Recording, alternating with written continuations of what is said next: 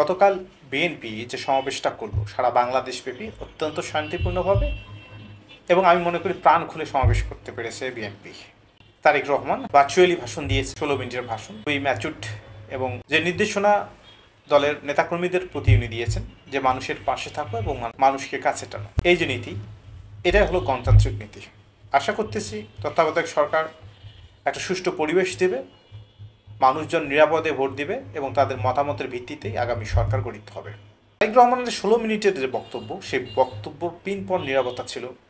আমরা স্বদেশ প্রত্যাবর্তন দেখেছি, ইতিহাসে শেখ মুজিবুর রহমান দেশে ফেরত এসেছিলেন, শেখ হাসিনা এসেছিলেন, অনেক বছর আগের কথা।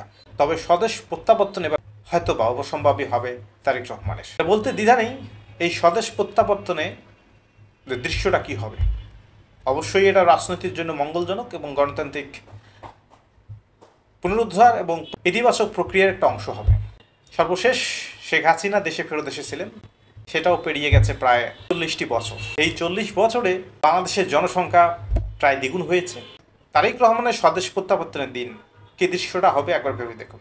ঢাকার শাহজালাল বিমানবন্দর তিল ধরনের জায়গা থাকবে না, পুরো ঢাকা ব্লক হয়ে যাবে এবং জনতার ঢল নামবে সেদিন ঢাকা বিমানবন্দরে। সারা বাংলাদেশ ব্যাপী মানুষ যে শোভাযাত্রা নিয়ে, যে আনন্দ মিছিল নিয়ে বিমানবন্দরে যাবে, তারেক রহমান বাংলাদেশের ইতিহাসে সেদিন ইতিহাস সৃষ্টি হবে। মানে এটা আমার মানসপটে আমি দেখতে পাচ্ছি। যেদিন তারেক রহমান দেশে প্রত্যাবর্তন করবেন, সেদিন ঢাকার বিমানবন্দরে কোনো জায়গা থাকবে না ফাঁকা এবং স্লোগানে স্লোগানে মুখরিত হবে ঢাকার বিমানবন্দর। সেই দিনটির অপেক্ষা করতেছি আমি একজন রাজনৈতিক সচেতন ব্যক্তি হিসেবে। এটা আমার চাওয়া এবং আমি এই দিনটির জন্য অপেক্ষা করতেছি। কোনো বিএনপির পক্ষ থেকে বা কোনো রাজনৈতিক দলের বিপক্ষে থেকে এই কথাটা বলতেছি না, কারণ গণতান্ত্রিক সৌন্দর্যটা এখানে। একটা ভেবে দেখুন, তারেক রহমান আজ কত বছর হলো বাংলাদেশে নেই।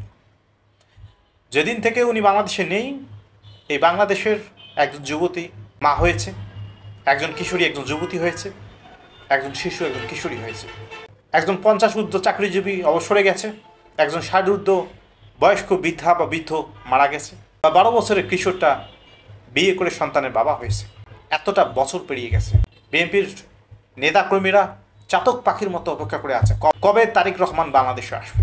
সত্যি খুবই মনোরম দৃশ্য এবং অবশ্যই আনন্দ, সেই সঙ্গে হৃদয় বিদারকও হবে। বিএনপির জন্য একটা লাইফ লাইন হবে যদি তারেক রহমান আগামী 1 মাসের মধ্যে বাংলাদেশে আসতে পারে। সেটা অবশ্যই গণতন্ত্রের জন্য ইতিবাচক দিক হবে এবং সেই দিনটার জন্য গণতন্ত্র প্রেমী যারা, সেই দিনটা অবশ্যই মনে রাখবেন যে বাংলাদেশের ইতিহাসে একটা স্মরণীয় দিন হয়ে থাকবে। সেই স্মরণীয় দিনের অপেক্ষায় রইলাম। ভালো থাকবেন সবাই।